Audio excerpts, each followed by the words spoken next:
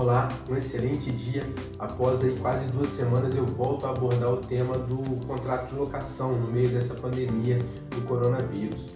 Eu tinha passado para vocês uma informação sobre o projeto de lei 1179 e a retirada do artigo 10 desse projeto, que ia disciplinar algumas regras de contrato de locação, principalmente o residencial. A abordagem aqui hoje é sobre a atuação judicial em cima desses contratos e as decisões que saíram aí sobre o tema, principalmente na última semana. A gente viu uma primeira decisão que se tornou pública, que veio lá do Tribunal de Justiça de São Paulo. Aquela decisão é muito particular, porque até a publicação que foi feita dela não é completa.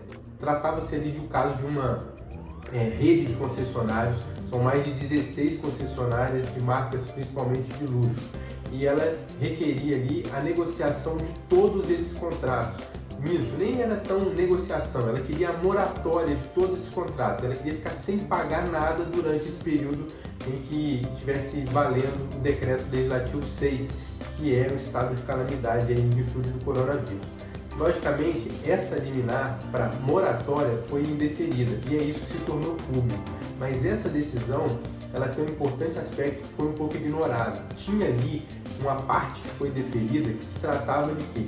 De que o locador não poderia simplesmente entrar com ações de cobrança, executar valores ou incluir esse débito que fosse gerado durante esse período em protestos de títulos. Então a decisão ficou no seguinte sentido: a moratória determinada judicialmente, a suspensão do pagamento dos aluguéis impostas por uma decisão judicial foi afastada, mas as garantias de que esse locatário não seria cobrado nesse período foi mantido. E é isso um pouco que a gente viu, principalmente no final da última semana, as decisões no sentido procedente agora, para que os inquilinos não fossem cobrados da integralidade do contrato. O que é isso?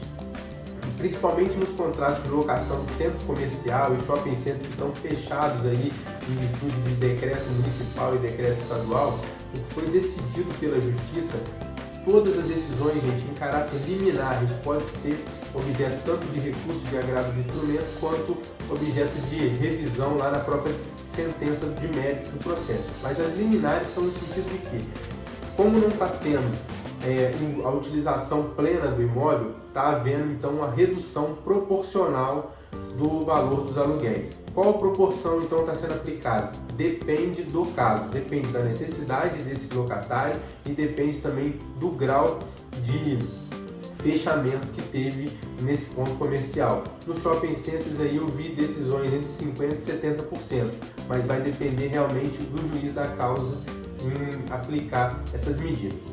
Eu separei para vocês aqui na descrição do vídeo algumas das ações judiciais que determinaram essas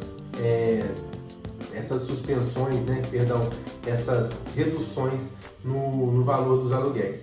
É importante a gente falar que, grosso modo, o meio jurídico está se manifestando no sentido que seria necessário legislação, não no sentido do projeto de lei 1179, que estabeleceria ali regras gerais para todo tipo de caso.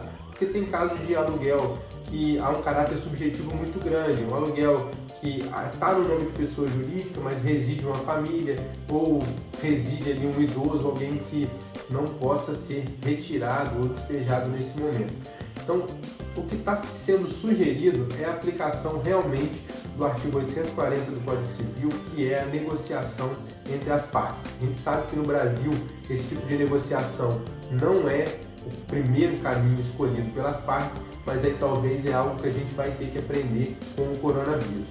Então, a ideia é que você veja esse vídeo não como a possibilidade de pronto, encontrei algum fundamento de que o judiciário está me permitindo uma ação revisional forçada e eu vou conseguir eliminar, mas que talvez seja um ponto de equilíbrio para você utilizar algumas teses aí para, dentro do seu contrato, junto aí com a sua parte, quer dizer, você e o proprietário, você como proprietário e seu inquilino, entrem num acordo que seja bom para vocês, sem interferência legislativa, sem interferência do judiciário, porque nesse momento a gente tem aí uma série de decisões e um pouco de incerteza sobre como isso vai ser de fato aplicado. Assim que a gente tiver maior objetividade sobre essas questões, eu volto trazendo outras atualizações. Você já sabe, se tiver alguma dúvida, deixa pra gente aí no comentário. Se esse vídeo estiver fazendo sentido, te ajudou de alguma forma, ajuda a gente a divulgar.